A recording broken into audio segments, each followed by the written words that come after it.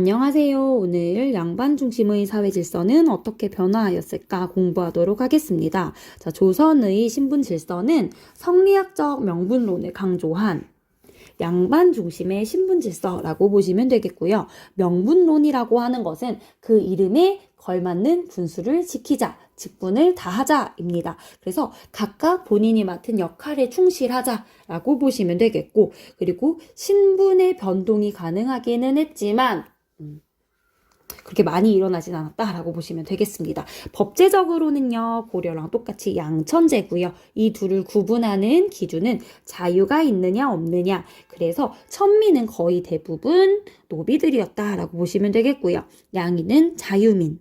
그래서 조세 납부의 의무가 있었고요. 과거 응시가 가능했지만 천인은 세금도 내지 않고 과거 응시도 불가능했다라고 보시면 되겠습니다. 자, 실제적으로는 양반과 상민으로 나누는 반상제로 운영이 되었는데요. 자, 양반 같은 경우는 원래는 무반, 문반의 명칭이어서 양반이라고 했는데 이제 나중에는 그러한 가문이나 일족을 의미하는 것으로 확대가 됩니다. 그래서 실제로 과거 시험에 급제해서 중앙관리가 되지 않았더라도 그 가문이 양반의 가문이었으면 양반, 신분화가 된다라고 보시면 되겠고, 이들의 특권은 군역을 면제를 받았어. 그래서 이들은 군포를 내지 않습니다. 원래는 이들이 국가의 일을 담당하는 양반이었기 때문에 군포를 내지 않았는데 이들이 나중에 유생, 학생 신분이어도 군포를 면제를 해줬어요. 그래서 양반은 다 내지 않았고, 과거나 음서 혹은 천거를 통해서 대부분 관직에 진출했다. 중인 같은 경우는요, 잡과의 응시에서 기술관이 된 관리나 하급 관리나 향리 등을 중인이라고 얘기를 했고요. 또한 양반의 자식이나 첩에서 난 서얼, 양인의 첩이었으면 서자, 천인의 첩이었으면 얼자라고 하는데 이들은요, 문과 응시를 금지당했습니다. 차별을 받았죠. 그리고 중인 같은 경우는 거의 대부분 전문 기술이나 행정 실무를 담당하는 계층이었고요. 직역을 세습하는 경우가 많았습니다. 그 다음에 상인을 보도록 할게요. 상민은 대다수가 농민이었고 조세나 공납, 역의 의무를 가지고 있는, 그러니까 이 상민이야말로 거의 대부분 국가의 재정을 담당하고 있던 계층이다라고 보시면 되겠고, 법적으로 과거 응시는 가능했으나 실제적으로는 조금 어려웠다. 그리고 수공업자와 상인도 사실상 상민이지만 농민보다는 낮은 대우를 받았다. 그래서 우리 사농공상이라는 말 들어보셨나요? 이 순서대로 여기다가 쓰지 않을게요. 여기다 쓰면은 사도 상민 같으니까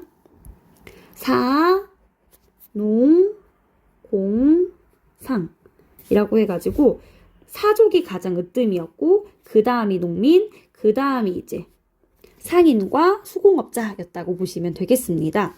이렇게는 다 상인이에요. 자, 그 다음에 신량역천. 신량역천은 몸은 양인이지만 실제로 하는 일은 천한 일을 했다라는 것으로 밑에 보시면 이제 이런 사람들을 신량역천이라고 얘기를 합니다. 조금 힘들고 사람들이 꺼려하고 좀 어려운 일들이죠. 자, 근데 밑으로 내려가서 천민은 대다수가 노비였다고 보시면 되겠고, 일천즉천 우리 고려시대 때 배웠죠. 부모 중 한 명이 천인이었다면 자식도 노비가 되는 이런 신분이 세습이 되었고 재산으로 간주가 되었고요. 또한 노비가 솔거노비, 외거노비 나뉘어서 외거노비 같은 경우는 주인과 떨어져 생활하면서 재산 소유 가능했고 신공을 납부를 하는 그러한 노비였다라는 거 기억하시면 되겠습니다. 자, 근데 우리 양난, 임진왜란과 병자호란 이후에 신분제도가 동요를 하면서 일단 첫 번째 어떻게 바뀌나 보도록 할게요. 이전에 비해서 양반의 수가 증가를 하게 됩니다. 일단은 전란으로 이 노비가 자신이 노비다, 재산이다, 누구에게 속했다라는 걸 보여주는 것이 바로 노비 문서인데 이 문서가요 많이 불타서 없어져요. 그래서 노비 문서가 소실이 되면서 합법적으로라고는 할 수는 없겠지만 노비가 양인이 되는 경우들이 좀 있었고요. 그러니까 자기가 살던 지역을 도망쳐서 혹은 자기 주인이 사망을 하거나 한 다음에 노비 문서가 없어지면 자기가 새로운 지역에 가서 살면 자기가 노비인지 아무도 모르는 거예요. 그럼 그냥 양인으로 사는 거죠. 혹은 전쟁에서 공을 세워서 그 공으로 신분이 상승하는 경우도 생겼고요. 또한 상품화폐 경제의 발달로 부유해진 상민층이 공명첩, 이 공명첩은 명예관직임명장, 실제로 관직을 하는 건 아니고요. 이것을 이름이 비어있는 공명, 이름이 비어있는, 자기가 구입에 자기 이름을 쓰면 자기가 이제 돈을 주고 양반이 되는 거예요. 혹은 몰락 양반의 족보를 돈 주고 사거나 혹은 위조하는 방식으로 본인이 양반입네 하시는 분들이 많아지게 되면서 양반수가 늘어나게 되고요. 또한 납속, 이건 뭐냐? 공문을 바치고 그것에 대한 혜택인데요. 이런 것들을 통해서 뭐 양반이 되거나 기존의 어떤 불이익 같은 것들을 돈을 통해서 좀 신분을 상승하려고 하는 이런 것들이 나타나게 되면서 양반의 수가 점점점 증가를 하게 됩니다. 그러면서 이 양반층이 분화를 하게 돼요.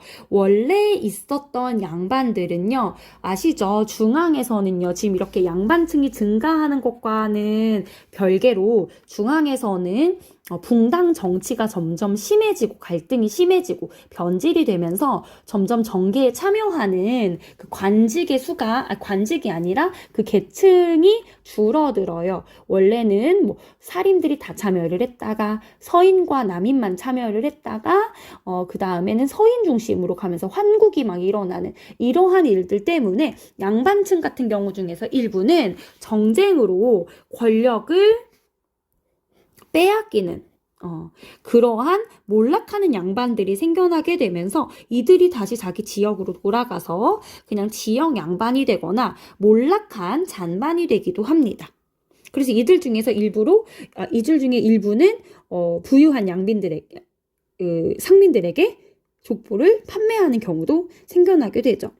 자, 이러다 보니까 신분 상승을 위한 운동들도 일어나게 되는데 중인 같은 경우는 집단 상소 운동. 그래서 서울과 기술직 중인들이 본인들의 차별을 철폐하고 본인들에게 있는 제한을 없애달라라고 하면서 서울 같은 경우는 실제로 정조 때 규장과 검서관으로 진출을 하기도 해요. 검서관은 이 규장각이 학술기구니까 책이 많을 거 아니야. 원래 도서관이기도 했거든요. 그래서 이 책들의 교정이나 서사는 이 책을 베껴서 다시 쓰는 거야. 이런 일들을 하면서 규장각에서 일하던 강료들을 도와주는, 각신들을 도와주는 이런 역할을 했는데 이런 식으로 관리로 어느 정도 임용을 하는, 그러나 기술직 중인들의 차별 철폐 요구는 좌절이 된 좀 안타까운 일이 있었고, 노비 같은 경우는 군공을 세우거나 납속책을 통해서 돈을 내고서 본인이 양인이 되거나 혹은 도망을 통해서, 납속책 여기 있죠? 그런 것들을 통해서 신분 상승을 하기도 했고요. 또한 우리가 전란 이후에 국가의 재정이 점점 악화됐다고 했잖아. 그러다 보니까 이 노비의 수가 증가하면 이들이 세금을 내지 않으니까 국가에게서는 안 좋은 거예요. 그래서 영조 때 노비 종목법을 실시하게 되는데 이게 뭐냐? 아버지가 노비여도 어머니가 양인이면 자식은 양인이 되도록 한, 그래서 어머니의 신분을 따르도록 한 이 노비 종목법을 통해서 국가의 재정을 좀 확보하려고 했었고요. 그 다음에 영조 다음이 정조죠? 정조의 아들이었던 순조 때 공노비를 그래서 관노를 다 해방을 시킵니다. 그리고 산호는요, 언제 해방이 되냐? 가보게요. 고종 때, 이때 신분제가 완전히 폐지될 때 없어집니다. 이렇게 보시면 되겠습니다. 자, 그 다음에 향촌 지배 질서의 변화 보도록 할게요. 조선 전기에는요, 양반 사족이 향촌을 지배했고요. 그것을 보여주는 기관이 유향소였죠. 유향소, 그리고 양반들이 대부분 대지주였기 때문에 이 지주로서 지배력을 강화하는 이런 모습들도 보였고, 특히 이 사림들이 중앙정계에서 사활을 입고 지방으로 내려왔을 때 지방에서 서원과 향약을 통해서 지배력을 강화했었죠. 근데 양난 이후에 이제 이런저런 일들이 생겨나게 돼요. 일단은 향촌 사회 질서가 동요를 하면서 아까도 우리 얘기했다시피 일부 양반은 몰락 양반이 되거나 중앙 정계에 진출하지 못한 향반이 되는, 이런 향반들은 양반이어도 조금 그쵸? 좀 처지가 안 좋죠? 근데 반면 양인 중에서 상민 같은 경우는 이양법이나 이런 것들을 통해서 성공해서 성장을 한 분홍층이 생기게 된단 말이야. 그래서 이 분홍층이 자신들의 영향력을 확대하려고 하고요. 이 과정에서 이 분홍층과 수령이 결탁해서 향촌 지배권을 장악하려고 했고, 원래 그 지역에서 향촌 지배권을 장악하고 있었던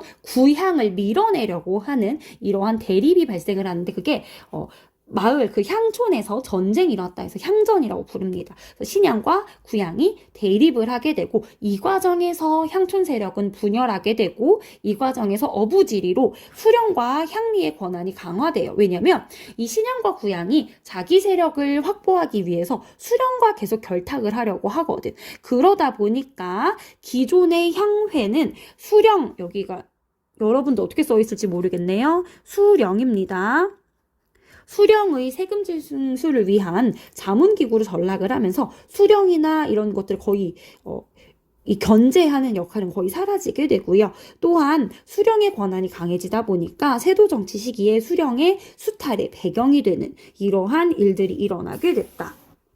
네, 밑으로 내려가서 사회 변혁의 움직임을 보도록 하겠습니다. 자, 일단 19세기에 세도 정치가 일어나게 되면서 국가 기강이 엄청 문란해지게 되고요. 수탈도 심해지게 되면서 특히 이 삼정 밑에 우리가 다음 프린트에서 또 나눠 좀 보겠지만 전정, 군정, 환곡 이라고 하는 이 세 가지 요소가 엄청 문란하게, 그러니까 수탈이 막 광범위하게 이루어지면서 제대로 이게 이루어지지가 않아요. 그러면서 농민들의 저항이 소청, 이거 잘못됐으니까 해달라고 이렇게 건의사항을 올리거나 벽서, 이거는 이제 막 벽 같은 데에 몰래 익명으로 글을 써가지고 붙이는 거야. 그러다가 점점 봉기 같은 적극적인 저항으로 진화를 하는데, 대표적인 난이 두 개가 있습니다. 홍경래의 난, 홍경래의 난은요 여기서 일어나요. 그래서 여기 평안도 지역이죠. 이 평안도 지역이 국경 지역이고 하다 보니까 이 지역을 잘 우대하지 않았어요. 그래서 이 지역에 대한 차별, 그리고 이 지역이 익류 지역이라고 해서 평안감사는요 이 지역의 세금을 자체적으로 쓰는 경우가 많았어요.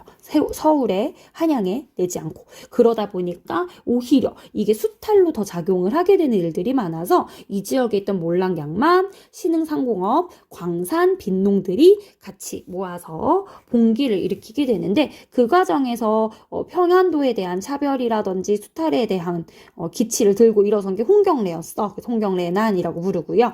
청천강 이북 지역까지 장악을 하나 결국에는 관군에게 진압을 당하게 되었다. 그 다음 임술 농민 봉기, 임술연에 일어났고요. 진주에서 크게, 하지만 진주에서만 일어난 건 아니고 이 삼남 지역에서는 거의 전체적으로 다 일어났다. 삼남이면은 충청도, 전라도, 경상도를 삼남 지역이라고 합니다.